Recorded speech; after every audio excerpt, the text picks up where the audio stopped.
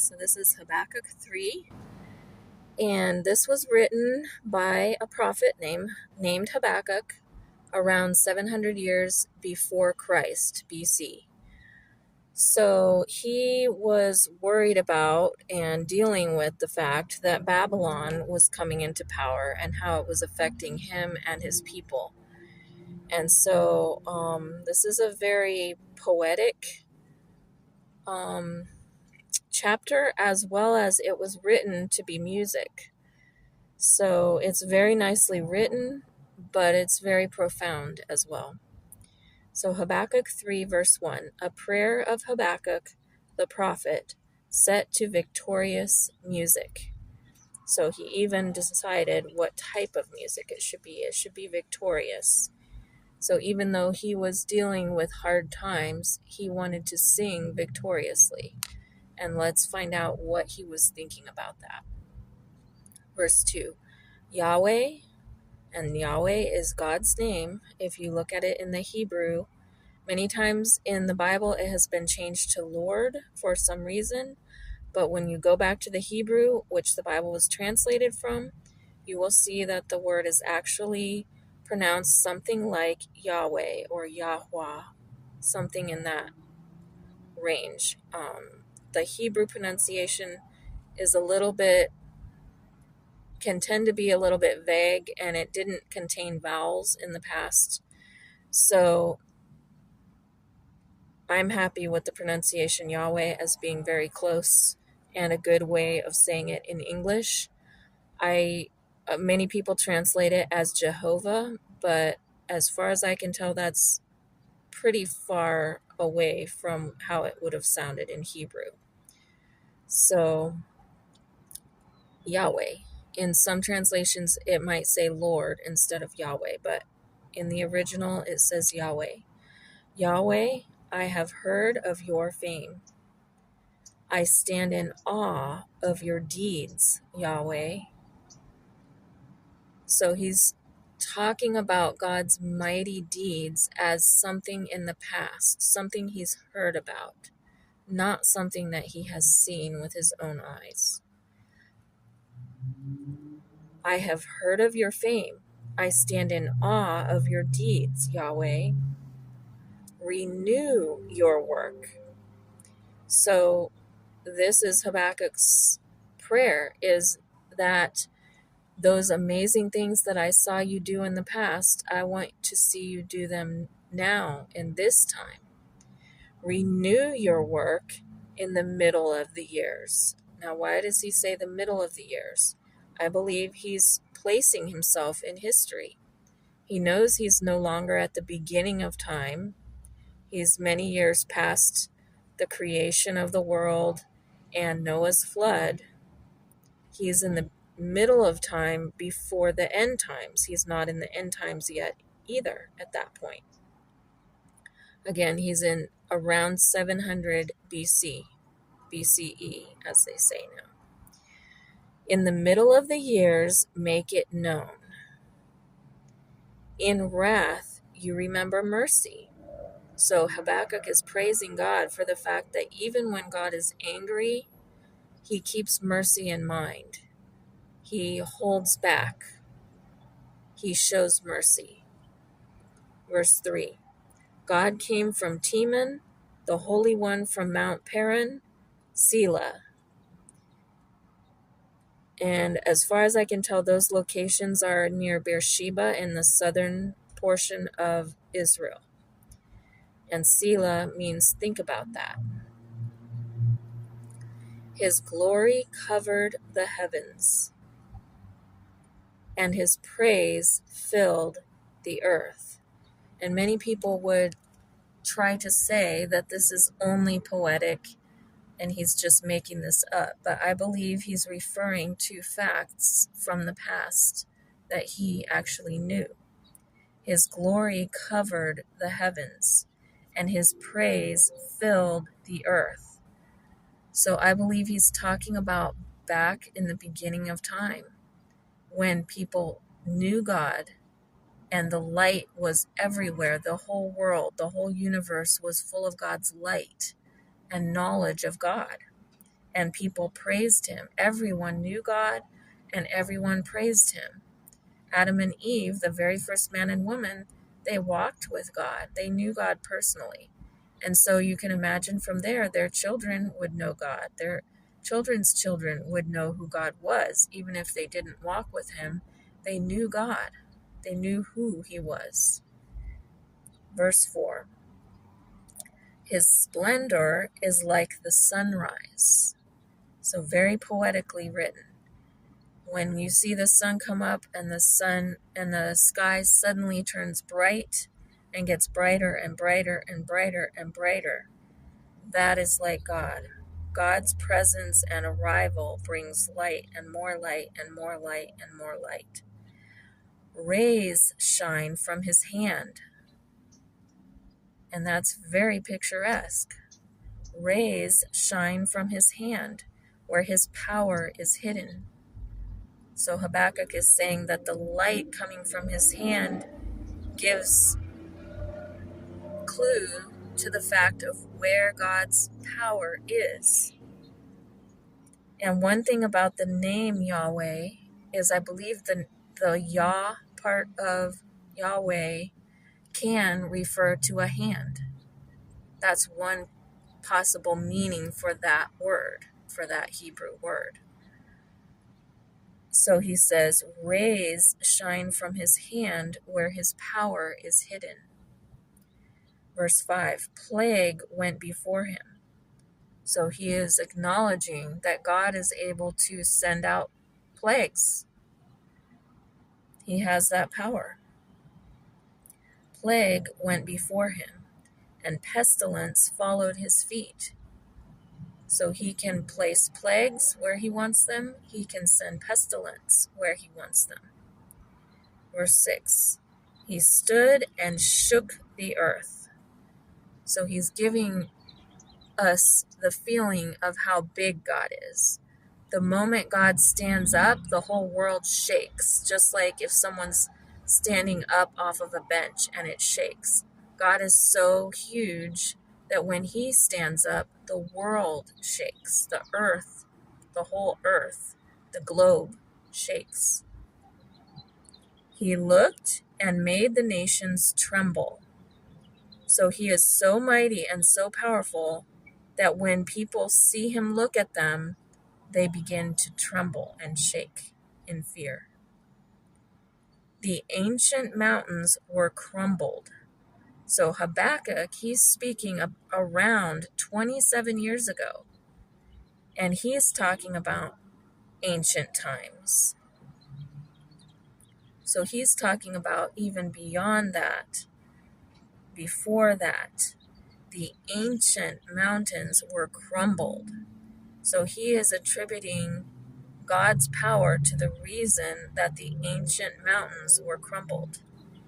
The age-old hills collapsed.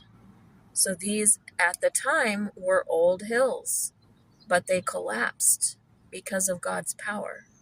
And he's going to explain it further on as to what he's referring to. His ways are eternal. So he is pointing out to the fact that God is not some God that shows up and then the next year you don't even know about him anymore, he's gone. No, this God is the God forever and ever. He has been from forever and he will be for forever. His ways are eternal. And just the fact that we're hearing from Habakkuk 2,700 years later is an evidence of that. Verse 7, I saw the tents of Cushan in affliction. The dwellings of the land of Midian trembled. So these were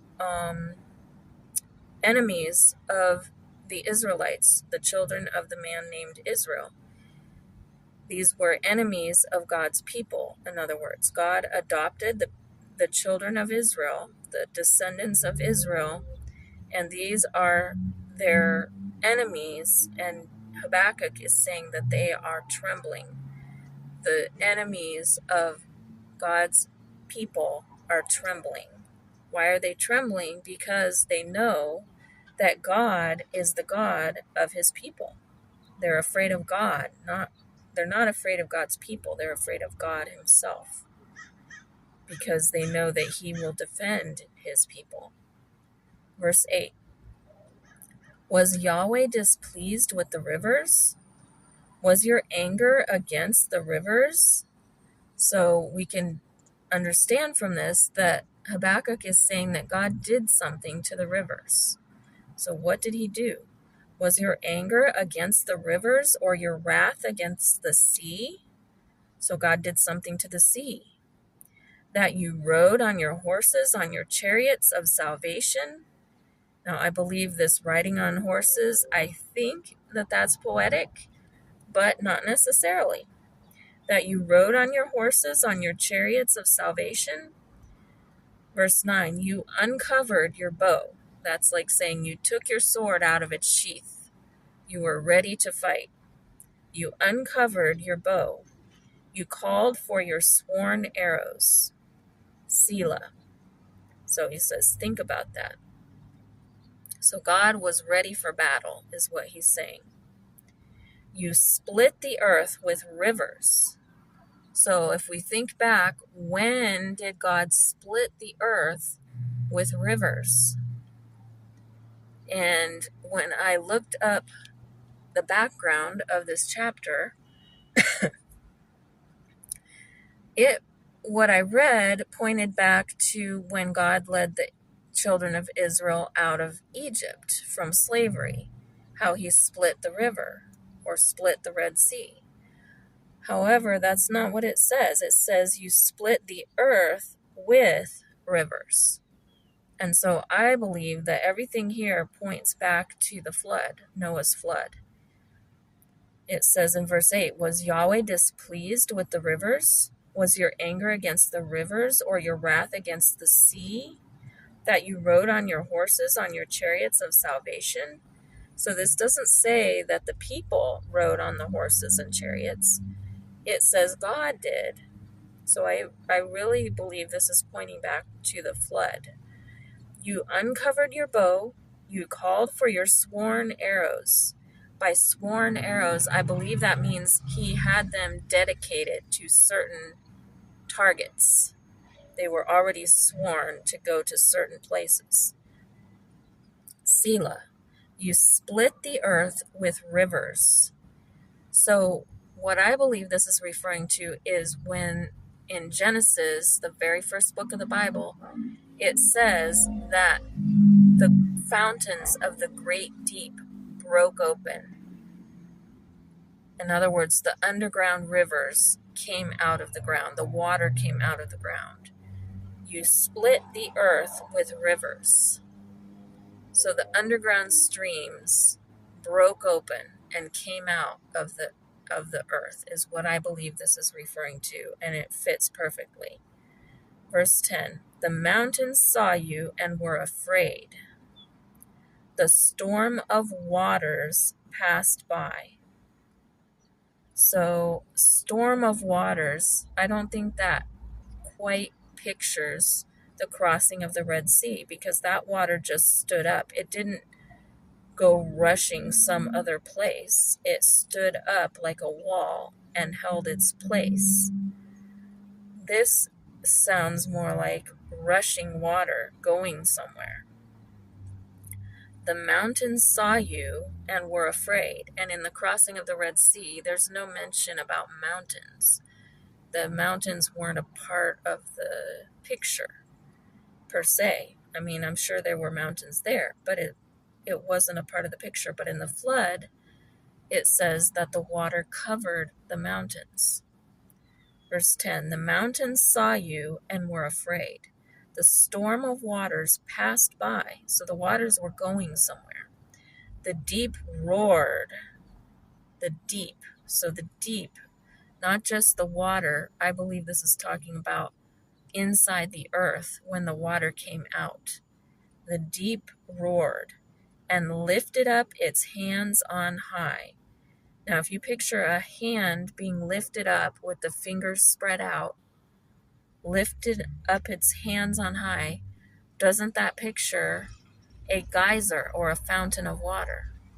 And that's what I believe it's picturing from the flood, when the waters under the earth broke out of the earth and shot out, creating geysers, which look like fountains. The deep roared and lifted up its hands on high. The sun and the moon stood still in the sky. And there is evidence for this happening in history. The sun and the moon stood still in the sky at the light of your arrows as they went, at the shining of your glittering spear. And arrows and spears are very long and narrow. But it's saying the light of your arrows, the shining of your glittering spear. So the best thing that I know of that this would describe would be lightning. The sun and moon stood still in the sky at the light of your arrows as they went, at the shining of your glittering spear. So I believe this is speaking of a lot of lightning, but it may even be lightning farther out in the atmosphere than we normally would see it, the way it talks about it, because it's saying it came from God and that it was against. Basically, he's creating a picture. You can see the sun, you can see the moon, and you can see this glittering spear and this glittering arrow coming down. Number 12, you marched through the land in wrath. Okay, so what was the purpose of Noah's flood? It was because God was destroying the earth on purpose. And he was destroying it on purpose because he was angry with the actions of the people on earth who were doing whatever they pleased, which is the new motto of today, which is an old motto, do as thou wilt. That's what the people were doing before God sent the flood. They were doing as they pleased. Whatever they wanted, they were making victims of other people because they were doing whatever they wanted to do. When we do whatever we please, there's a limit on that before we end up doing things that harm other people. And it doesn't take very far to go before we are harming other people if we have that attitude and that motto of do whatever you want. People who do whatever they want end up hurting other people emotionally, probably first. Maybe they have an affair. Maybe they aren't dependable and someone's counting on them for something that's very important to them. Maybe they don't show up at someone's sports game or don't show up for their child in some way because they're being selfish. They're doing as they please. But it can go on from there to the point where we have things like are going on today, where people are harming children in the worst ways possible because they're doing as they please. They're doing what they want to do, whatever it is. And that is what was happening before the flood. That's why God sent a worldwide flood to wipe it clean of all of that wickedness and start over again. And he only saved the one man and his family that were living a right life, living in the right way, so that they could start the human race all over again. And that was Noah, his 3 sons, Noah and his wife, and Noah and his wife's 3 sons and their 3 wives total. So it was 8 people that God saved. And he saved pairs of the animals so that they could repopulate the earth as well. So verse 12 of Habakkuk 3 says, you marched through the land in wrath. So this pictures the flood. He used water and he was angry. You threshed the nations in anger. And threshing is what sometimes people do I've never done this because I'm not a farmer, but people that are threshing grain, they'll throw it up in the air so that the wind blows away the kernels, not the grain itself, but all the little pieces of chaff that were around the grain so that it'll separate from the actual grain that they want to keep. You threshed the nations in anger. So in other words, God tossed the nations up in the air and they came back down. And so that's a picture of what happened geologically to the earth at that time. The earth got jolted. It broke open from underneath. It would have been earthquakes. It would have been probably volcanoes. If the water is coming out, most likely in other places, lava is coming out. It was a time of upheaval. So not only was water coming out, and it would have been hot water coming out from the ground in a lot of cases, not all of it, some could have been springs, but this water's coming out from the ground, and then the water's coming down from the sky. And it wasn't just rain clouds that was coming down. God had made, when he created the world, he created it in a protective bubble, like a womb, to protect the earth, a protective water bubble. And that came down out of the sky. All that water came down. And so that canopy of protection is now gone. We don't have that anymore, or not to the extent that they did then. So all that water that had been suspended came down, and all that water that was under the earth came up. And that's why it was so much water, and it covered the mountains. You marched through the land in wrath. You threshed the nations in anger. So he tossed the nations. So from that, I get the idea that the earth jumped or jolted upward. Verse 13, you went out for the salvation of your people, for the salvation of your anointed. You crushed the head of the land of wickedness. So God, in that time, he saved Noah and his family from the wicked people. They were likely victimized by the people because the people were doing whatever they pleased. You went out for the salvation of your people, for the salvation of your anointed. You crushed the head of the land of wickedness. You stripped them head to foot. Selah. So the land was stripped of what had been on it. The trees got wiped off.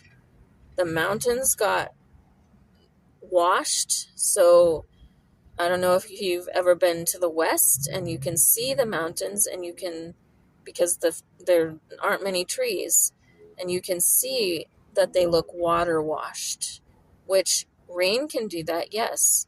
But imagine all of this water coming down in this flood of this firmament that God created around the earth.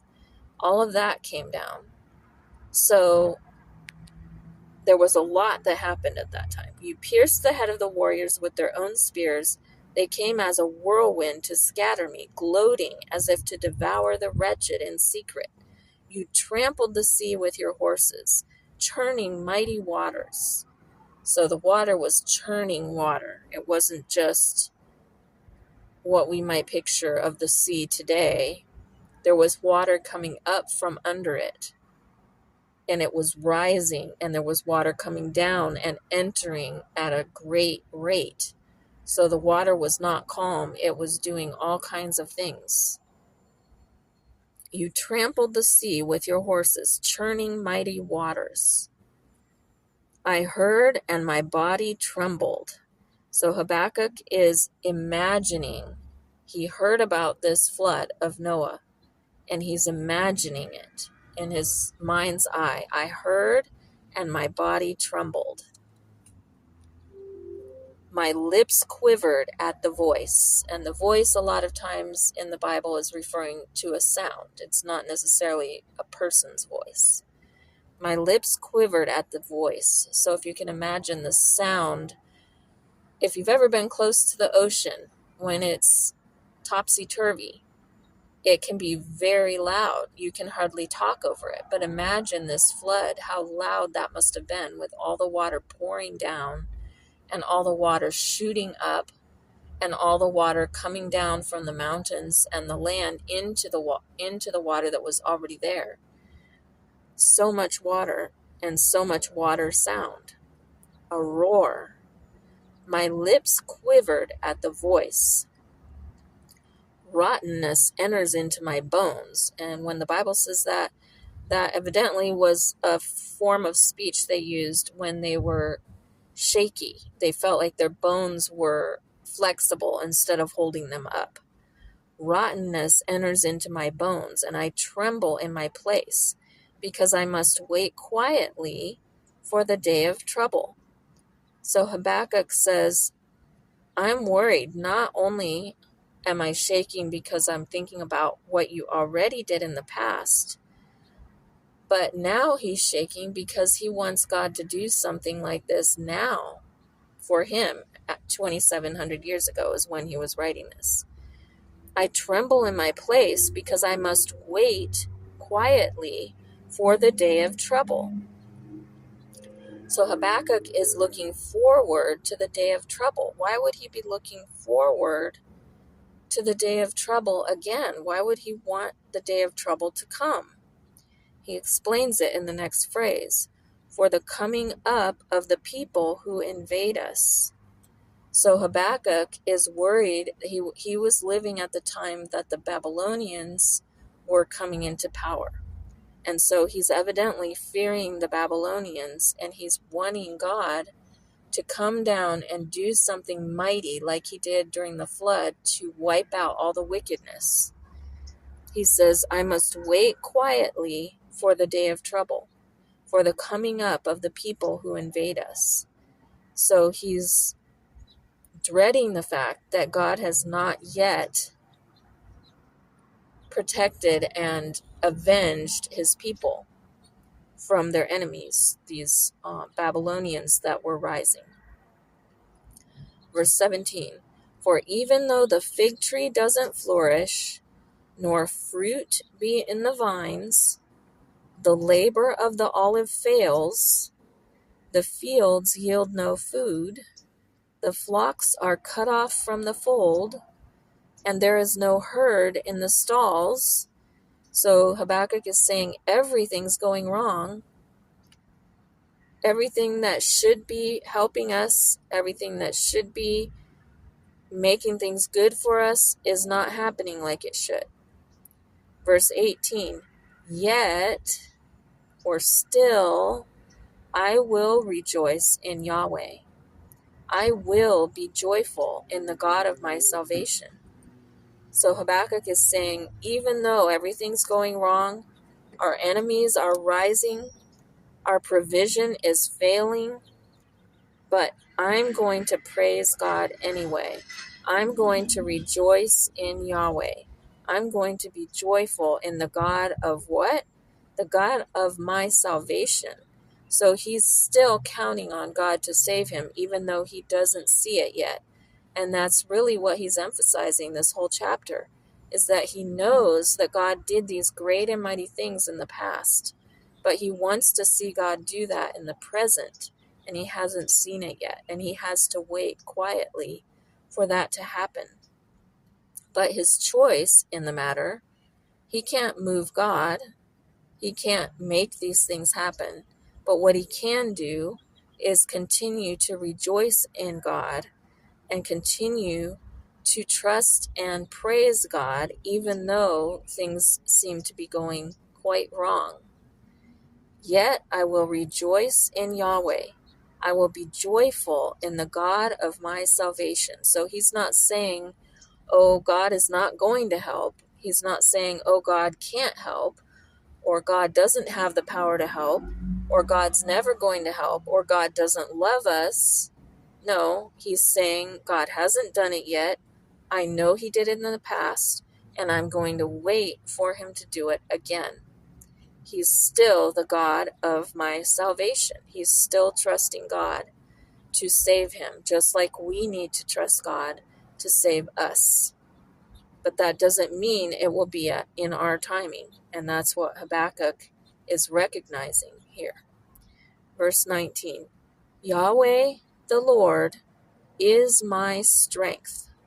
So not only is Yahweh Habakkuk's salvation and our salvation, Yahweh is his strength. So not only is Yahweh going to save Habakkuk, and Habakkuk is trusting Yahweh to save him, but in the meantime, Yahweh is providing Habakkuk with the strength to get through the hard times that he's going through.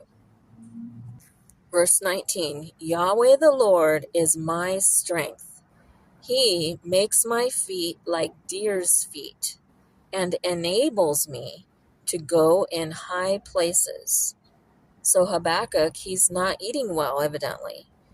All of the food sources are drying up for him. He says, the fig tree doesn't flourish. There's no fruit in the vines. The labor of the olive fails. The fields yield no food. The flocks are cut off from the fold. And there's no herd in the stalls. So if you can picture, Israel is a desert. It's similar to the desert of California or Arizona. There's not a lot there if you don't already have things growing or animals that you're taking care of. You can't just go out and forage for a bunch of food. It's just not there. And so what he was reliant on, these sources that he was reliant on, were not panning out. But he's choosing to wait on God, to trust in God, and to continue to praise God anyway.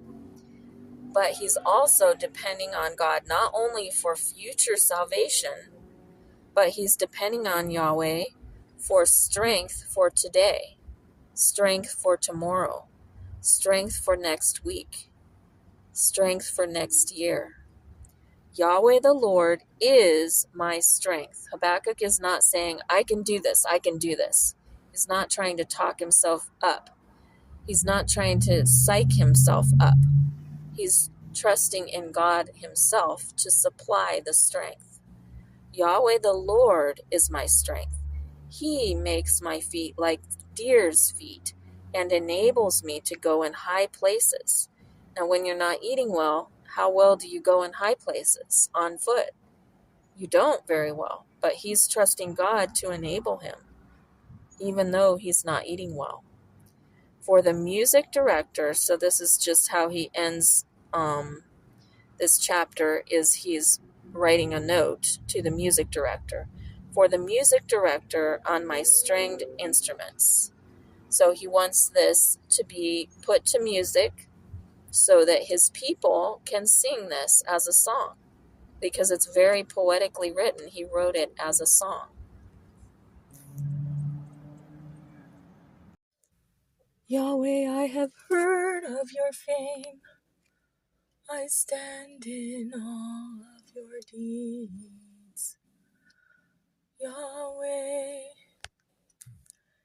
Yahweh, I have heard of your fame. I stand in awe of your deeds, Yahweh. Renew your work in the middle of the years. In the middle of the years, make it known. In wrath, you remember mercy. In wrath, you remember mercy. God came from Teman, the Holy One from Mount Paran. Selah.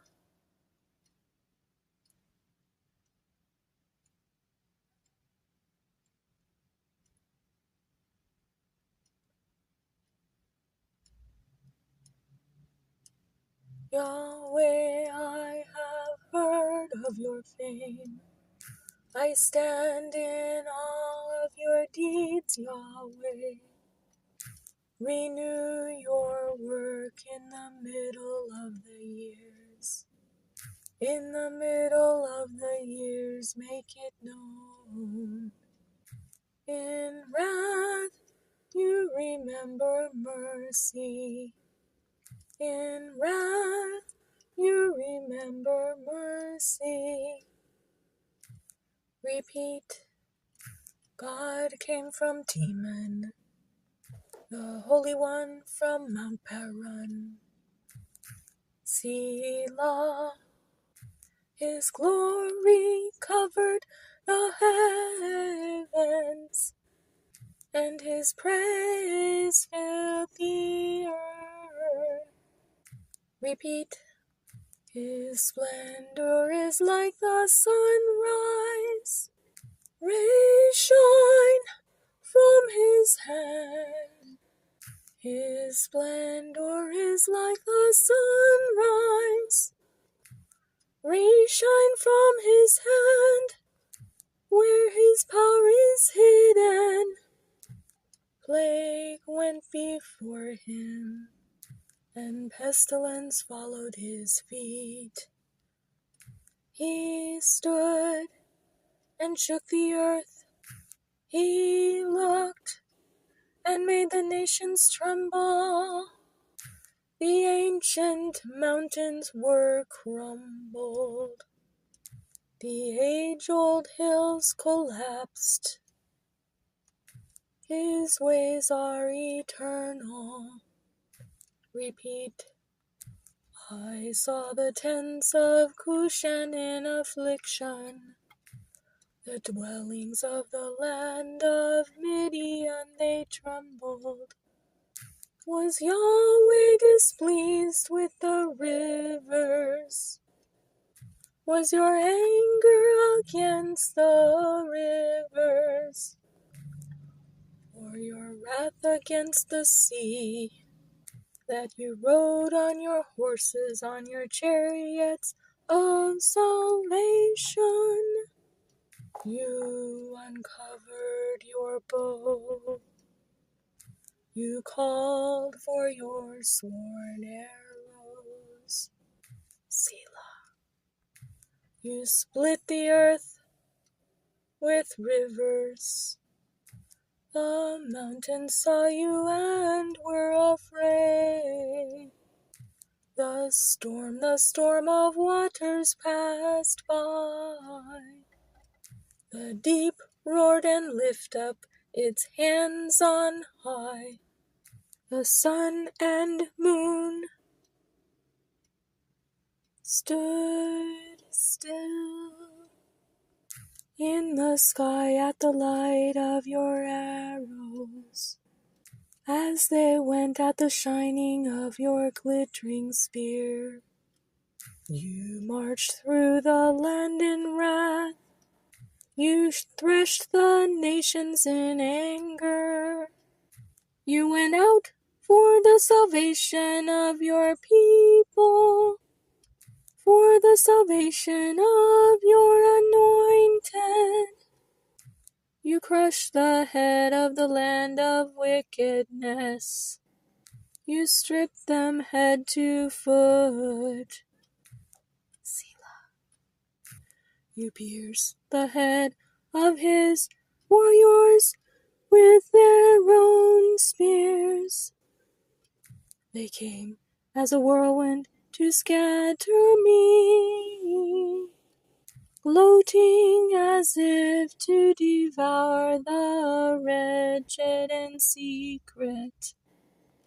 You trampled the sea with your horses, churning mighty waters.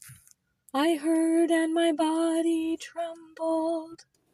My lips quivered at the voice. Rottenness enters to my bones.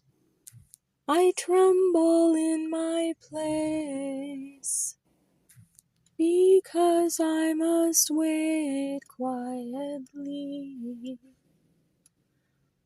for the day of trouble, for the coming up of the people who invade us. For even though the fig tree doesn't flourish, nor fruit be in the vines, the labor of the olive fails. The fields they yield no food. The flocks are cut off from the fold, and there is no herd in the stalls. Yet I will rejoice in Yahweh. I will be joyful in the God of my salvation. Yahweh the Lord is my strength.